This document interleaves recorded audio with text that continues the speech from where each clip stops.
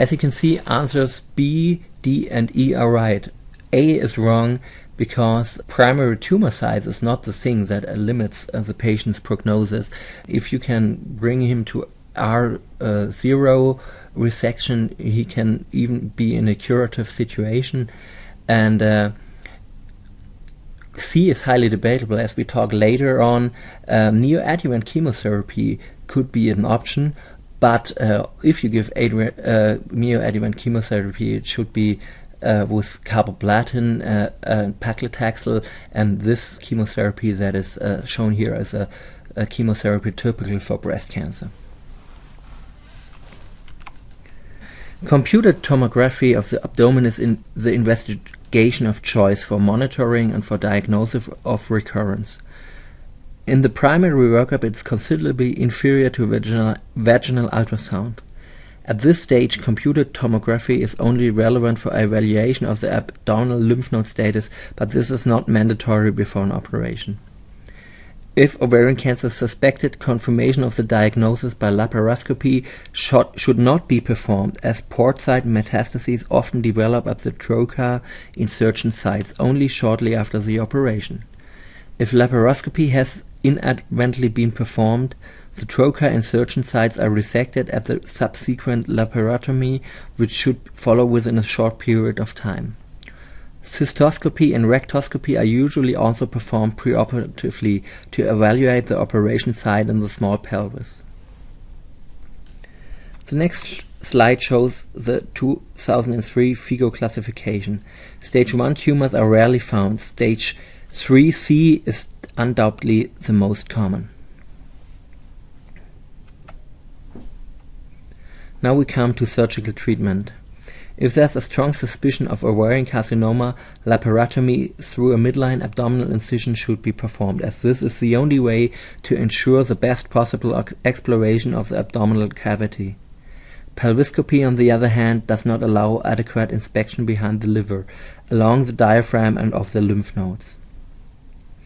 According to the AGO guidelines, which is the German Gynecology-Oncology Study Group for treatment of ovarian cancer, the following steps are necessary. ESMO, which is their European equivalent, and ASCO, the American counterpart in this case, are pretty much the same. On entering the abdomen, samples for peritoneal cytology should be obtained. The entire abdominal cavity should be inspected and palpated. Biopsies taken from all suspicious sites and multiple peritoneal biopsies taken from macroscopically unremarkable sites. Both ovaries must be removed, taking care in early stages not to rupture any cysts present. Hysterectomy and at least infracolic omentectomy should be performed, plus appendectomy in the case of mucinous or unclear tumor types. The pelvic and para-aortic lymph node should be removed, the latter up to the level of the vena cava at the junction with the renal vein.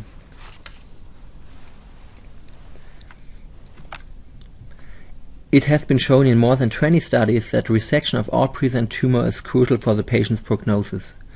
To ensure that this is achieved, an ambitious approach should be used for the surgical treatment. This can mean that, in addition to the steps outlined above, for example, partial colon resection with colon anastomosis, if necessary protective stomas, partial liver resection, partial diaphragm resection, splenectomy, cholecystectomy, and partial or complete cystectomy, urethral resection with reimplantation, and artificial urinary drainage operations might be needed.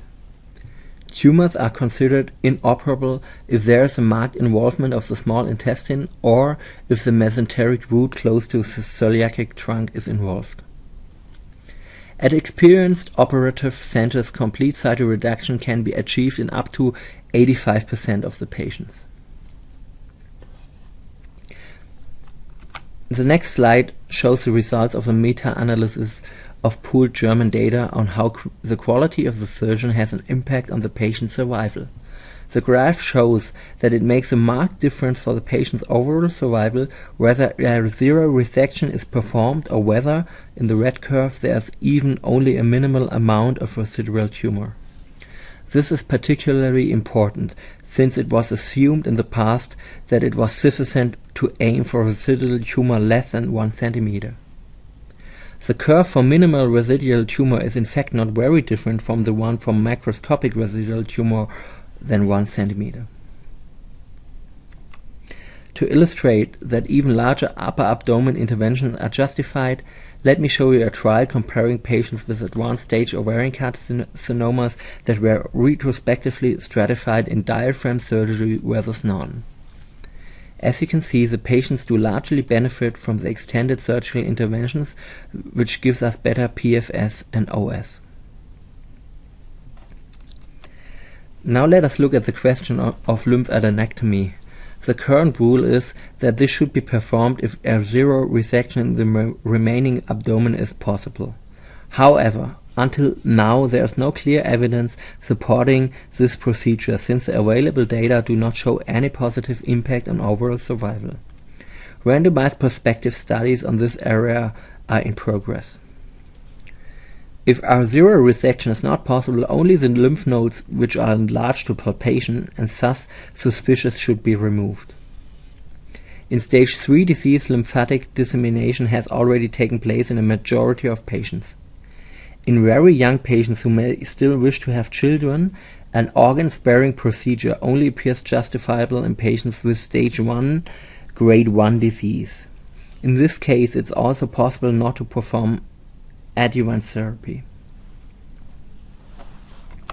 Let's now have a look at the only available prospective data regarding lymphadenectomy.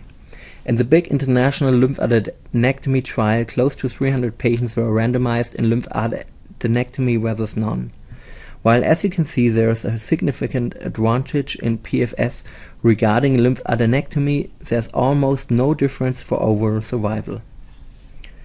But main point of critique of the study is that the macroscopic complete resection was only achieved in 37% of patients, which is considerably lower number of what we can possibly achieved in top centers with 85%, as you heard before.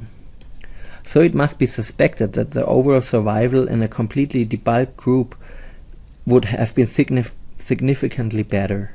Prospective trials looking into that issue have already finished recruiting, so that the results are due to be released soon. The next big section focuses on adjuvant chemotherapy. The two Kaplan-Meier curves on this slide show you the absolute difference that adjuvant chemotherapy can make. While adjuvant therapy gives you a better relapse-free survival by 11%, overall survival is improved by 8%. For comparison, this is slightly more absolute difference that an anthracycline taxane-based regimen can hope to gain in an adjuvant medium-risk breast cancer setting. Please do note that the regimes used in the setting are not state-of-the-art, and with modern regimes an even bigger difference is probable. Let me now talk a little about neoadjuvant chemotherapy versus primary debulking surgery. As I said before, in Germany there's a strong trend in favor of doing debulking surgery first.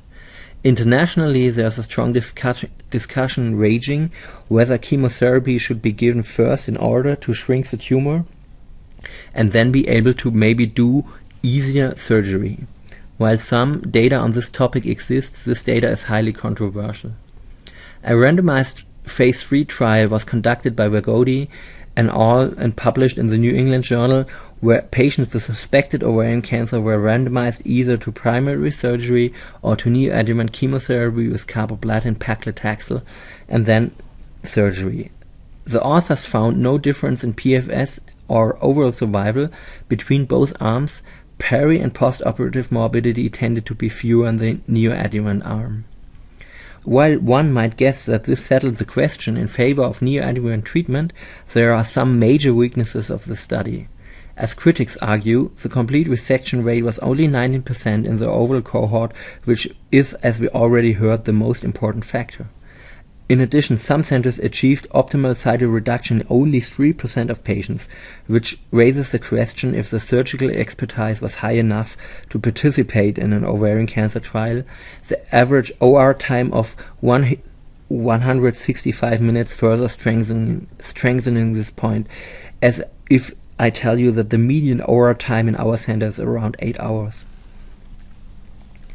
According to local guidelines, neoadjuvant therapy should be used only if the patient's general condition does not allow upfront debulking, or if, for example, in CT scan factors exist that make a complete resection highly unlikable, e.g. gross infiltration of the mesenteric root, intrahepatic metastases, or strong pleural carcinosis.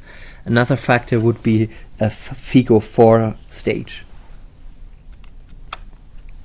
Here you see what trials led us to side, the GOG 111 study with 410 patients, on the other side the OV10 trial with 680 patients. Both studies confirmed that the cisplatinum-taxane combination is superior to standard of those days cisplatinum cyclophosphamide. In both trials, the 5-year survival rate was improved by 11%. The relative difference in survival is due to the fact that the GOG study did only include non-optimal debulked patients, while the other study included also optimal debulked patients, which, as you have learned in this lecture, tend to do a lot of better in overall survival. The next slide shows you the result of the AGO3 trial, a German study that has shown that carboplatin is equally effective in ovarian cancer, while having a considerably better toxicity profile, particularly as regards renal damage, nausea and vomiting. This regimen was accepted as standard adjuvant treatment worldwide. Unfortunately, all efforts taken within the next decade to improve this regimen were futile. Numerous studies have shown that the addition of a third chemotherapy drug, e.g. gemcitabine, does not confer any additional survival benefit while substantially increasing the toxicity of the treatment. The same applies to higher dosages of carboplatin and paclitaxel and to more than 6 courses. A promising option regarding the improvement of conventional chemotherapy was presented on 2012's ASCO by a Japanese group. There, the use of dose-dense and dose-escalated paclitaxel compared to conventional given Q3 weeks paclitaxel did improve progression-free survival and overall survival significantly. This was gained with a moderate increase in toxicity. Unfortunately, the ovarian carcinoma patient population in Japan is differently composed to that other study collectives, which is why those results can't be easily transferred to other regions in the world. But results of 2 European phase 3 studies investigating this interesting approach are pending. Let me now turn your attention to targeted therapy, especially the use of anti-angiogenesis. The two flow diagrams show you how the big 2 phase 3 studies with bevacizumab were concepted, basically adding the Bev, as it is called, to the standard carboplatin paclitaxel therapy and continuing it for a year after the end of the chemotherapy. The next slide shows you the main problem when we talk about ovarian cancer and bevacizumab. While there is a significantly advantage for the addition of Bev, it is numerically small, and the question is if 3 to 4 months of PFS improvement, as you can see in both graphs, justify the enormous expenses that the use of the drug implies, especially to no survival benefit exists.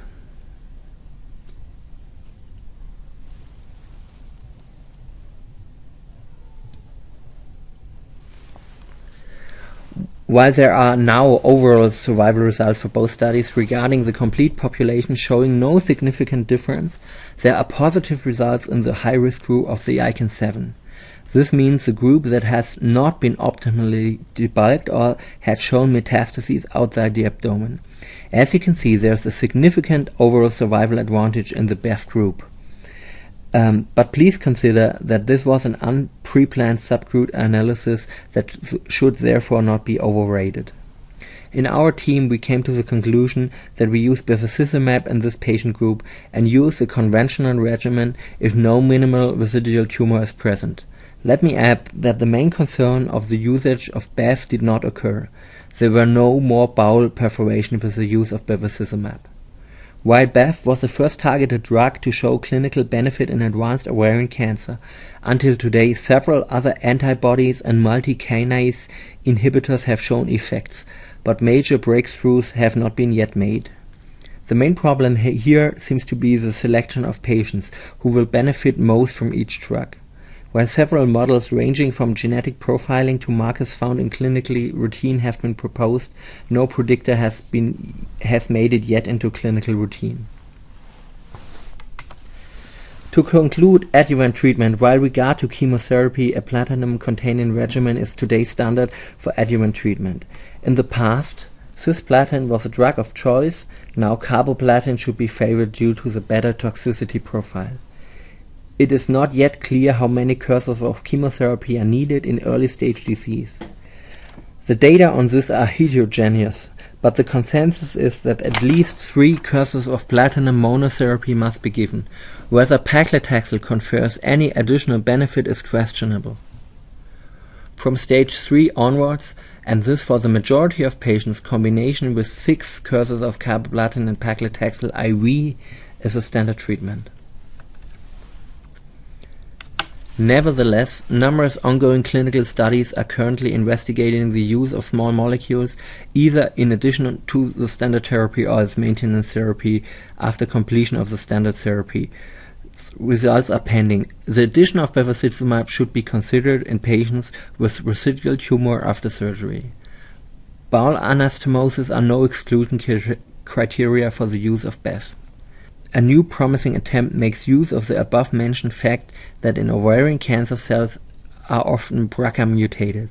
This might offer a treatment approach for targeted therapy with, for example, PARP inhibitors. We will hear about them soon during the palliative chemotherapy section.